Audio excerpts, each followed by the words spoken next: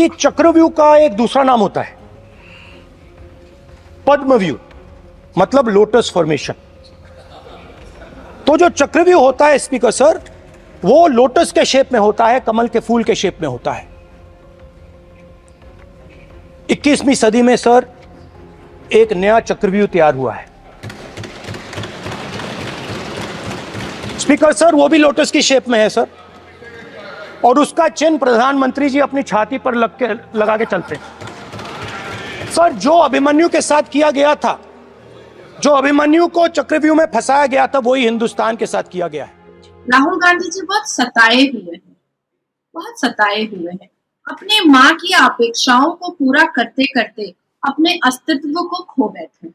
अपने माँ के लालच को और अपने माँ के एक सपने को पूरा करते करते कहीं ना कहीं इस देश में नहीं बल्कि इस पूरी दुनिया में एक कार्टून सीरियल बन करके रह गए। माँ के आंख में जब जब वो सत्ता की लालच देखते हैं, बेटा होने का पूरा पूरा कर्तव्य पालन करते हैं। माँ की आंख में जब जब सत्ता का भूख देखती है बेटी प्रियंका वाड्रा, तब तब भाई के हर एक बेवजह की हरकतों पर समर्थन करने के लिए खड़ी हो जाती है प्रियंका वाड्रा।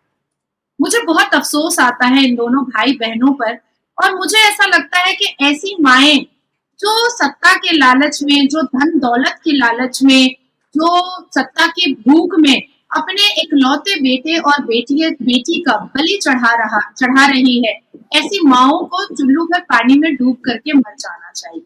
गांधी परिवार का चरित्र रहा है, अगर गांधी परिवार को सही से समझा जाए तो उसका चरित्र रहा है। मुझे याद है जब जो मैंने देखा है और समझा है और जो मैंने सर्वे किया है, इंदिरा गांधी जी की जब मौत हुई थी, उनकी मृत्यु पर राजीव गांधी के पुत्र राहुल गांधी को आने की अनुमति थी, पर मेनका गांधी के पुत्र वरुण गांधी को आने की अनुमति नहीं थी। तो जो अपने परिवार का ना हो सका, वो जनता का कैसे हो सकता है?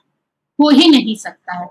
अब बात राहुल गांधी जी ने कल लोकतंत्र के पटल पर किसानों की कर डाली चक्रव्यूह में, तो मैं पूछना चाहती हूँ कि 1500 से ऊपर किसान उनकी सत्ता और उनके राज में जो सुसाइड कर लिए हैं, उनसे वो मिलने नहीं गए? क्यों नहीं गए? मणिपुर पर सियासत को आग बगोला करने वाले और मणिपुर की घटनाओं पर अपने सियासत को चमकाने की कोशिश करने वाले राहुल गांधी जी और प्रियंका वाड्रा कभी संदेश खाली नहीं आई, कभी चोपड़ा नहीं आई जहां मुसलमान बेटी को न्यूड परेड कराया गया। आना चाहिए था ना।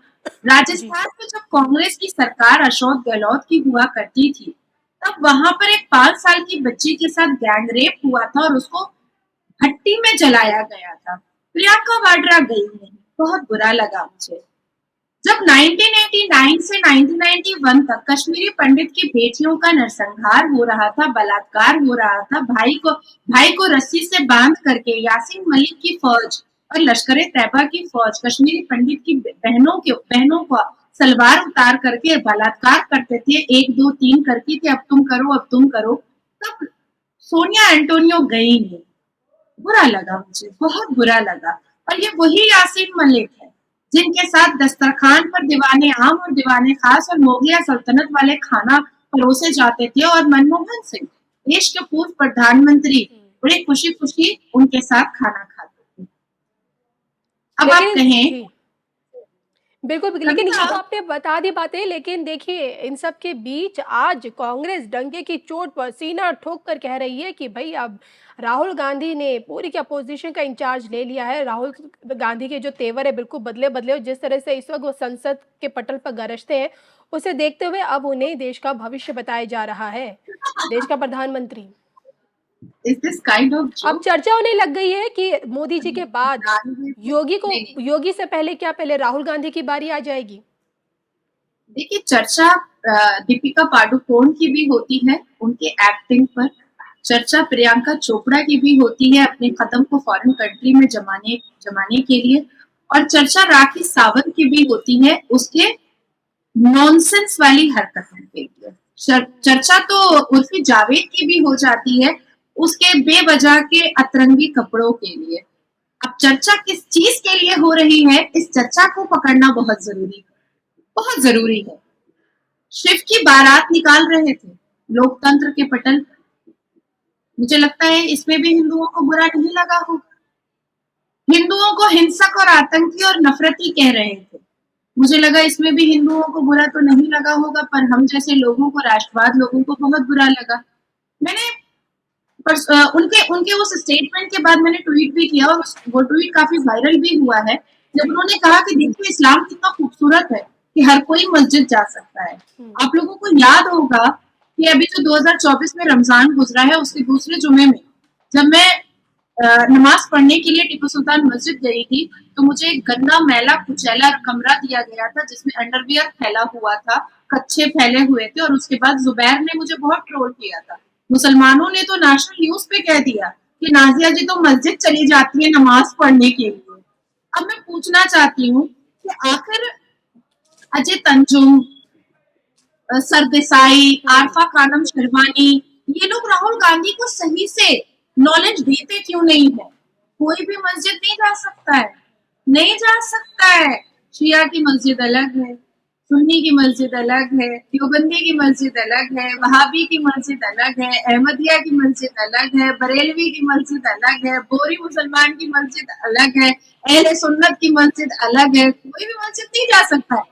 और सर्वोच्च न्यायपालिका के 2019 के जजमेंट के बावजूद भी आज भी मुसलमान, कोई भी मजहब की बेटियां, मुसलमान मजहब की बेटियां आज भी मस्जिद नहीं जा सकती है।